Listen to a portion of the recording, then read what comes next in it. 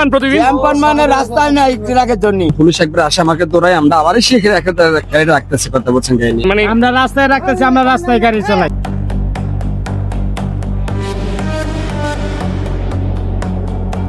রাজধানীর বুকে প্রতিদিন হাজারো মানুষের ভোগান্তির নাম তেজগাঁও থেকে মহাখালী ৭ রাস্তার এই লিংক রোড।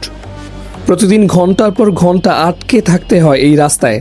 প্রশ্ন একটাই, এই যানজটের মূল কারণ কি? রাজধানীর অন্যতম ব্যস্ত এই সড়কে প্রতিদিন অফিস কিংবা বিশ্ববিদ্যালয়গামী মানুষকে ঘন্টার পর ঘন্টা বসে থাকতে হয় জ্যামে। আর এই দুর্ভোগের মূল কারণ খুঁজতে গিয়ে উঠে এসেছে সরজমিনে অবাক করা তথ্য।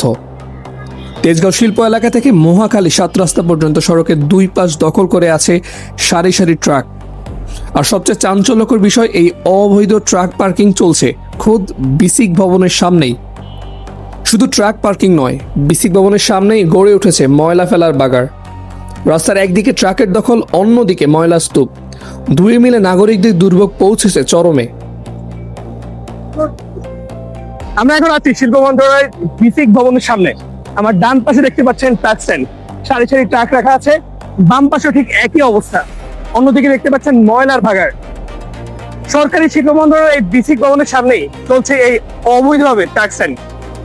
ট্রাক মালিক এবং ট্রাক চালকরা বলছেন তাদের জন্য নির্ধারিত কোনো স্থান নেই এখানেই, তাই রাখতে হচ্ছে সারি সারি ট্রাক। পুরো রাস্তা জুড়ে আমরা দেখতে পেরেছি এই সারি সারি ট্রাক রাখা আছে। প্রশ্ন হচ্ছে, সরকারি ভবনের সামনেই এই অবৈধ পার্কিং কিভাবে সম্ভব হচ্ছে? স্থানীয়দের দাবি, এই যানজটের মূল কারণ যেমন ট্রাক পার্কিং, সেই সাথে পাশের তেজগাঁও রেল ক্রসিং হয়ে উঠেছে গলার কাটা। এই দুয়ের সম্মিলিত প্রভাবে প্রতিদিন অচল হয়ে পড়ছে পুরো সড়ক। ট্রাক মালিক ও চালকরা জানান, তাদের জন্য নির্দিষ্ট কোনো পার্কিংয়ের জায়গা বরাদ্দ না থাকায় বাধ্য হয়ে তারা রাস্তার উপর ট্রাক রাখছেন। অথচ পেছনেই ছিল সরকারি জায়গা, যেখানে মূলত তাদের পার্কিংয়ের ব্যবস্থা করে দেওয়ারও কথা ছিল। কিন্তু এখন সেই জায়গা গড়ে তোলা হয়েছে আনসারদের জন্য ক্যাম্প। যে আসলে সত্যি বলতে কি, আমরা এখানে কোনো নির্দিষ্ট পার্কিং পাইনি। আমরা যে এখানে আছি, এই জায়গাটা পাচ্ছি, এখানে পুলিশ একবার আসে আমাকে দৌড়ায়, আমরা আবারই সে গাড়িটা রাখতেছি, কথা বলছেন গাড়ি। আমরা এখানে রাত 10টা পর্যন্ত আমরা এখানে থাকি। রাত 10টা পর আমরা যখন টিভি চলে যাই তো ফাঁকা হয়ে যাবে। আমাদের যে পাশে যে ভবনটা আছে বলছে আমাদেরকে এই ভবনটা দিবে, বুঝছেন। এই যদি এই জায়গাটা আমাদেরকে দেয় তাহলে আমাদের সবগুলো গাড়ি এই টার্মিনালে ঢুকে যায়, বুঝছেন। তাহলে কোনো এখানে আর এই ৭ রাস্তা থেকে, কারণ বাজার থেকে, মহাখালী থেকে এখানে কোনো জ্যাম বাঁধে না। সব জ্যাম, সব ট্রাক রেখে রেখে সব জ্যাম বাধায় দিয়ে দিয়েছে। সব রাস্তা একবার বুক করতে দিয়েছে, ছোট করতে দিয়েছে। এই কটুক রাস্তা পার হতে কতক্ষণ সময় লাগে? আমাদের 1-1.5 ঘন্টা 2 ঘন্টা লাগে। মনে হয় আঙুর ট্রাকে জায়গা দিলে কি ট্রাক মনে করেন ঘোরা জাম লাগে, এই মনে করেন ক্লিয়ার করতে হয়। ট্রাকের জন্য কোনো জায়গা দেওয়া হয়নি আপনাদেরকে সরকার থেকে? আঙুরের কোনো জায়গা দেওয়া হয় নাই। অর্থাৎ এইভাবেই চলবে সড়ক দখল করে ট্রাক পার্কিং রাস্তার দুই পাশে।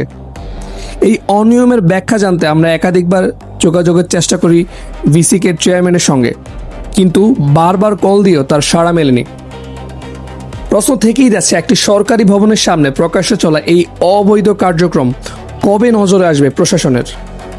দিনের পর দিন এই সড়ক যেন হয়ে উঠছে ভোগান্তির আরেক নাম।